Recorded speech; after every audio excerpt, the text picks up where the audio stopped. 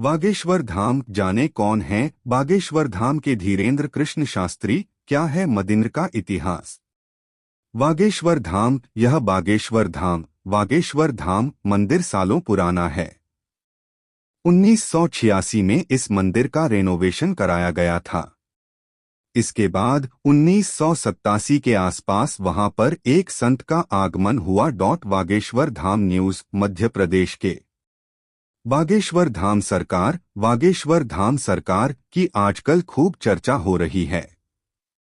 फिलहाल यहां के पीठाधीश्वर पंडित धीरेन्द्र कृष्ण शास्त्री पर नागपुर में कथा बीच में छोड़कर भागने का आरोप लग रहा है। वहीं धीरेन्द्र कृष्ण शास्त्री भी ताल ठोंकर विरोधियों को जवाब दे रहे हैं। अभी पीठाधीश्वर पंडित धीरेन्द्र कृष्ण शास्त्री की रामकथा छत्तीसगढ़ की राजधानी रायपुर में शुरू हो गई है। सोशल मीडिया पर तो बागेश्वर धाम सरकार के छोटे छोटे वीडियो खूब वायरल होते हैं। नेताओं में तो बागेश्वर धाम सरकार पंडित धीरेन्द्र कृष्ण शास्त्री की कथा कराने के लिए होड़ मची है। दावा किया जाता है कि बागेश्वर धाम में आने वाले भक्तों की सभी मनोकामनाएं बागेश्वर धाम सरकार द्वारा पूरी की जाती हैं। क्या है ताजा विवाद। बागेश्वर धाम सरकार का इतिहास जानने से पहले आपको बताते चलें कि उनसे जुड़ा ताजा विवाद क्या है। दरअसल मध्य प्रदेश के छतरपुर जिले के बागेश्वर धाम के पीठाधीश्वर धीरेन्द्र कृष्ण शास्त्री पर नागपुर से कथा छोड़कर भागने का आरोप लगा। इसके बाद उन्होंने पलटवार करते हुए कहा है कि हाथी चले बाजार कुत्ते भौंके हजार। धीरेन्द्र कृष्ण शास्त्री ने चमत्कार को चुनौती देने वालों को जवाब देते हुए यह कहावत कही।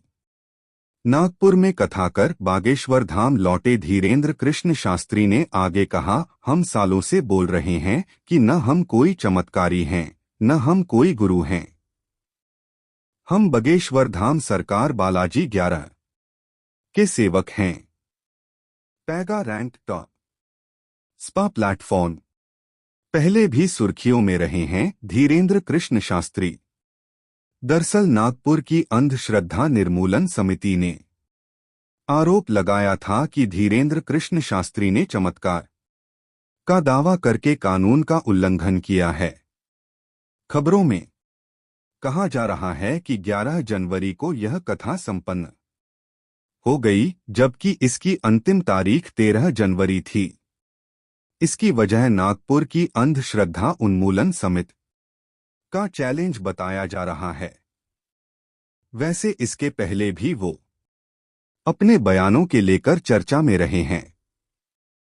सीएम शिवराज सिंह चौहान को बुलडोजर बाबा बताने वाले उनके बयान ने जमकर सुर्खियां बटोरी थी।